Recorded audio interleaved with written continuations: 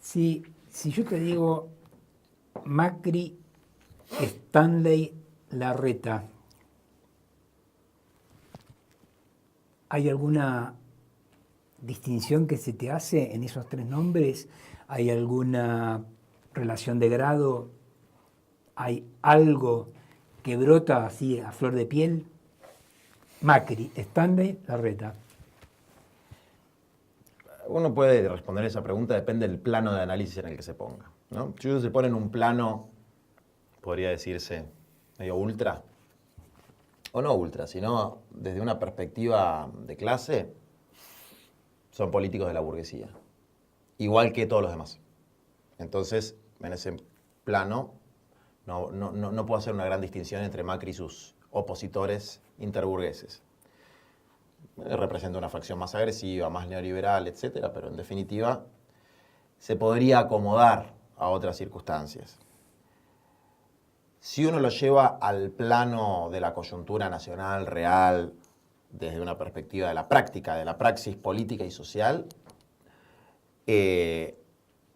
los tres son parte de un proyecto político que genera una restauración del neoliberalismo en la Argentina, que es la versión más agresiva, o por lo menos la más agresiva que conocemos, de capitalismo contra los intereses de los trabajadores. Si uno va al plano humano, que es un plano que también existe, o antes del plano humano, que sería como el cuarto grado, si uno va al plano de las distintas facciones dentro del Frente Cambiemos, hay dentro de esa facción, dentro del Frente Cambiemos, hay una heterogeneidad. Que el que no puede advertir la heterogeneidad es porque lo está analizando desde un plano de abstracción más elevado, donde solamente se pueden ver algunas cosas, o porque soy estúpido. Digamos, que no quiere ver la realidad, que no es lo mismo, no representa el mismo sector, ni ideológico, ni económico, ni hasta desde el punto de vista psicológico, Stanley que Patricia Bullrich, digamos, ¿no? Eso es una... o Larreta que Aranguren. Ni por su trayectoria, ni por su... En fin. En ese marco sí yo hago una distinción que tampoco es una gran novedad de la teoría política, que existió en todos los gobiernos, que es entre lo que uno podría llamar halcones y palomas, de un sector más fanático que aplica con mayores niveles de agresividad un determinado proyecto y sus derivaciones en términos políticos, y un sector con mayor capacidad de diálogo, con mayor tolerancia y con una visión más moderada de la realidad y menos fuertemente ideológica que la que puede tentar el sector de los halcones. Llegado el momento de la crisis de los modelos, esta que vos relataste en el bloque anterior, en donde inevitablemente el sector de los excluidos, los descartados, comienza a luchar por posiciones más concretas, comienza a desbalancear el sistema. ¿Las palomas se transforman en halcones? Las palomas pueden transformarse en halcones, pueden transformarse en calabazas, pueden transformarse en leopardos. O sea, cuando empieza la turbulencia, esto lo decía Smith, el de la CGT, cuando empieza la marea alta, porque él es marinero, ¿no? Entonces decía, los que están a la izquierda del barco se van a la derecha, los de la derecha se van a la izquierda. En la historia argentina pasó eso. Digamos, cuando llegó el aluvión zoológico, el 17 de octubre, los de la izquierda se fueron a la derecha, los de la derecha se fueron a la izquierda y quedó una mezcolanza, digamos, ¿no? Entonces ahí salen las contradicciones de clase, salen dónde pones tu corazón, porque, digamos, uno puede pertenecer a una determinada clase y jugar en la batalla para otra. Y muchos que no son ni halcones ni paloma hoy, sino que son leones y leonas de la resistir con aguante, se esconden debajo de la cama. Entonces, eso no se puede anticipar, eso los pingos se ven en la cancha. Cuando vos pones tanta ficha en la cuestión humana, en esto de el aspecto positivo que tiene, la mayor tolerancia, esa capacidad de de ser permeable a la persuasión, ¿no estás de alguna forma rompiendo con una lectura materialista, dialéctica? Pero por eso digo que hay una diferenciación de planos. En el plano de una lectura de naturaleza científica, si se quiere, sobre la confrontación de clases en la sociedad, toda la vocinglería y la fraseología progre antimacrista hay que metérsela en el bolsillo, ¿no? Porque hay que entender que eso mismo que se dice de uno se puede decir de otros tantos políticos de la oposición. Entonces, y que no se puede reducir y simplificar a una consigna para poner en Twitter. O sea, es un análisis científico de la sociedad que requiere mucho tiempo y una capacidad de abstracción fuerte. En la política práctica del cotidiano, por una cuestión de formación de nuestros propios militantes, no hay cosa más, por lo menos, despreciable para mí que el fariseísmo político. Esto quiere decir el extremismo verbal y la acción moderada, ¿no? Discurso extremo y acción moderada. Que podríamos ejemplificar, por ejemplo, en la canción que dice vamos a llenar de ratis el paredón. Entonces yo cada vez que escucho a los compañeros cantando eso se me pone la piel de gallina. Porque no vas a llenar de ratis ningún paredón. Sacan un fierro y salís corriendo. Entonces no cantés boludeces. No, tenés que tener conciencia de tus capacidades y tus limitaciones en este momento y cuál es el juego al que estás jugando. No estamos en una guerra. Si el día de mañana estamos en una guerra, cambiarán los paradigmas, cambiarán las valoraciones de los sentimientos y emociones de cada uno de los seres humanos. Pero en este momento hay que entenderlos y hay que reconocerlos, porque aparte también son parte de una visión y una filosofía humanista de la sociedad. Y en esto sí yo me diferencio del materialismo dialéctico, que es una visión científica de la sociedad, o cientificista en algún punto.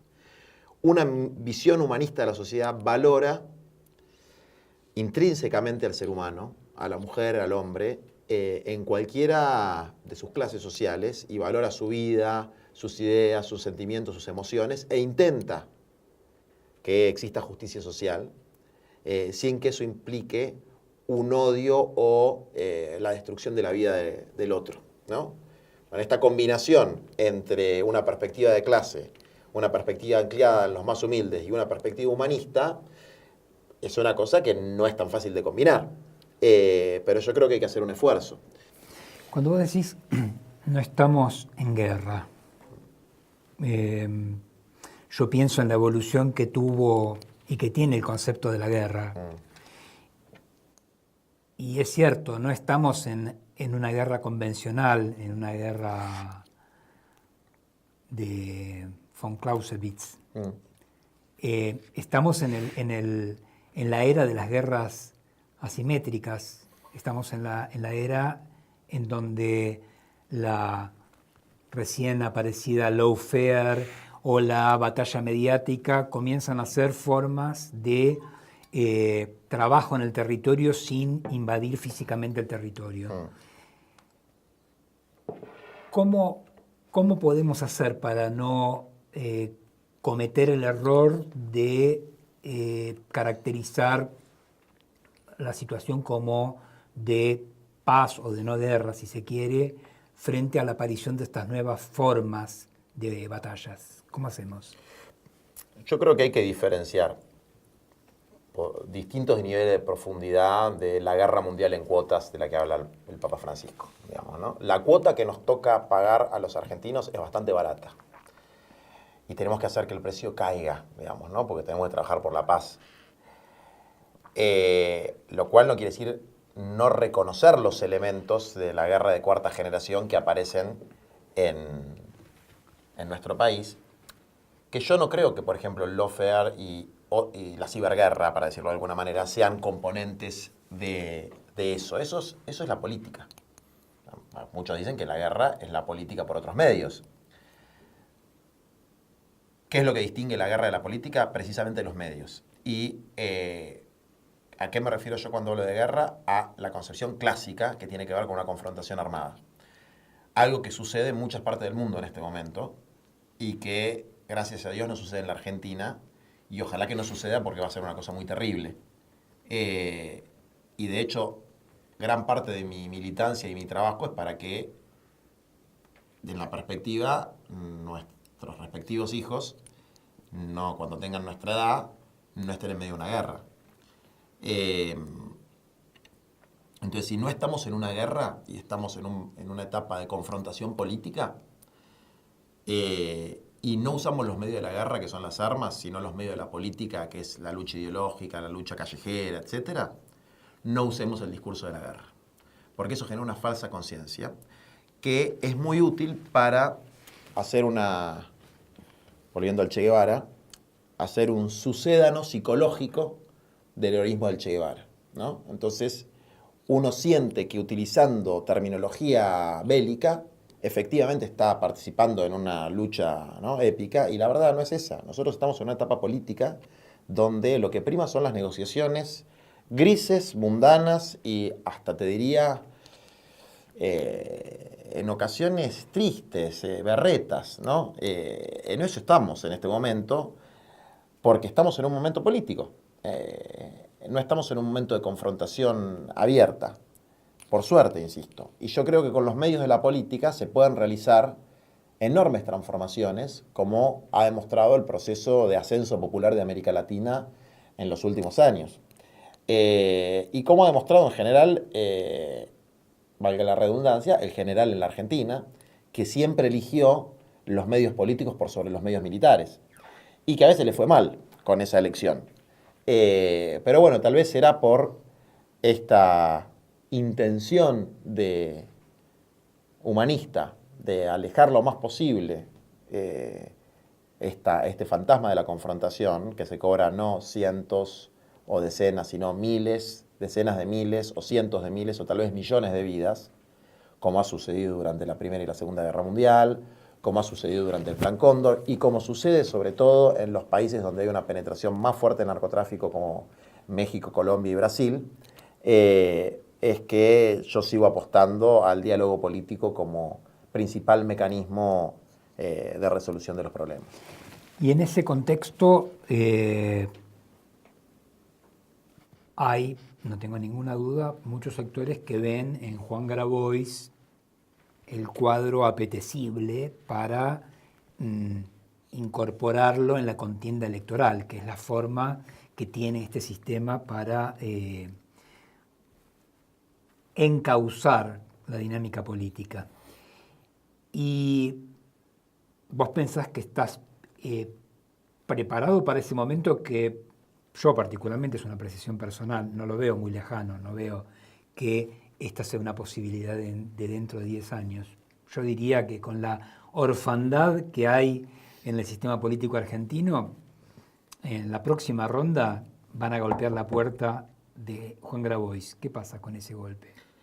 No, los atenderé con mucha amabilidad, les invitaré un mate, cocido, un café, etcétera, y lo más probable, quisiera ser un poco más incluso terminante,